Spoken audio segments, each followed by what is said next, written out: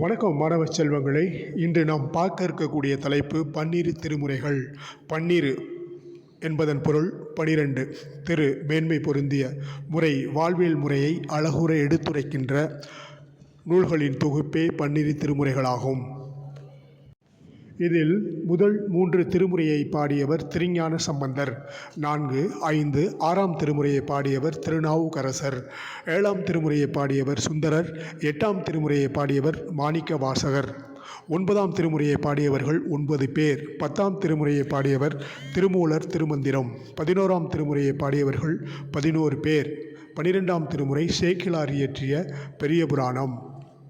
இதில் மாணிக்க வாசகர் பாடிய திருமுறையிலிருந்து ஒரு பாடல், அதாவது திருவாசகம் என்னும் புத்தகத்தில் சிவபுராணம் என்னும் முத்தலைப்பில் அமையப்பெற்ற பாடல். நம சிவாய வாழ்க, நாதன் தாழ் வாழ்க, இமை பொழுதும் என் நெஞ்சில் நீங்காதான் தாழ் வாழ்க, கோகழி ஆண்ட குருமனிதன் தாழ் வாழ்க, ஆகமும் ஆகி நின்று அன்னிப்பான் தாழ் வாழ்க, ஏகன் அநேகன் இறைவனடி வாழ்க, வேகம் கெடுத்தாண்ட வேந்தனடி வெல்க, பிறப்பருக்கும் பிங்ககன் தன் பொய்கலர்கள் வெல்க, புறத்தார்க்கு சேயோன் தன் பூங்கலர்கள் வெல்க, கருங்குவார் உள்மகிழும் கோன் கலர்கள் வெல்க, சிறுங்குவார் ஓங்குவிக்கும் சீரோன் கலர்கள் வெல்க. இந்த பாடல் வரியானது பெரியார் பல்கலைக்கழக பொதுத்தமிழ் ஒன்றில் அலகு 5இல் பாடப்பகுதியாக நடப்பு கல்வியாண்டில் வைக்கப்பட்டிருக்கிறது. இதன் பொருளானது வாழ்வில் அறம், பொருள், இன்பம் இதை 3ம் கடந்துதான் வாழ்வியலானது பயணிக்கின்றது. அடுத்ததாக சொல்லப்படுகின்ற வீடு பேறு என்பதை அறுத்து, அதாவது வினையை முடித்து வாழ்வியலை முழுமையாக அறுக்கின்ற நிலைப்பாடை எடுத்துரைக்கின்றார் மாணிக்க வாசக பெருமான். இதைதான் திருவள்ளுவரும் கடவுள் வாழ்த்து என்னும் அதிகாரத்தில் 10வது குறளில் பிறவி பெருங்கடல் நீந்துவர் நீந்தார் இறைவனடி சேராதார் என்கின்றார். அதனோடு கற்றதனால் ஆய பயனன்குள் வாளறிவான் நற்றார் தொழாரெனின் என்கின்றார்.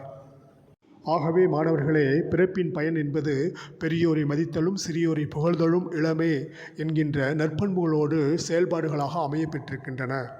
அறிவுறுத்தும் விதமாகவே இப்பாடல் நமக்கு பாடப்பகுதியாக அமையப்பெற்றிருக்கின்றது.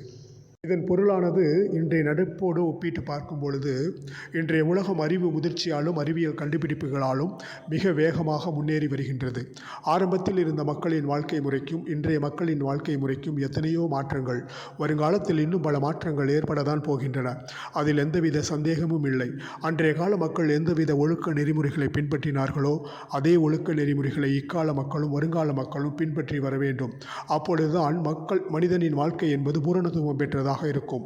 ஆனால் காலப்போக்கில் மக்களின் மாறும் மனோபாவத்தால், சுயநலப்போக்கால் நெறிமுறைகளை மீறிய வகையில் வாழ முற்பட்டு வருகின்றோம் என்பது ஒரு புறம் இருக்க, இதனை பக்தியோடு மாணிக்க வாசகர் ஒப்பிடும் நிலையை நாம் கூர்ந்து ஒப்பிட்டு பார்க்க வேண்டும். மாணவர்களே, வாழ்வியலில் நமது உடல் நிலையானது தலை இயல்பாக வணங்கி நிற்க வேண்டும், இரு கைகளால் கூப்பி தொழ வேண்டும் என்பதை மாணிக்க வாசக பெருமான் அழகுற எடுத்துரைத்த ஒரு பாடல்தான் சிவபுராணம்.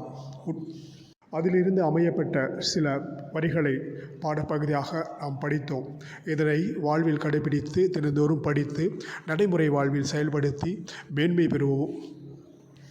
பெற்றிட சிந்தித்து செயலாற்றுங்கள். நன்றி மாணவர்களே.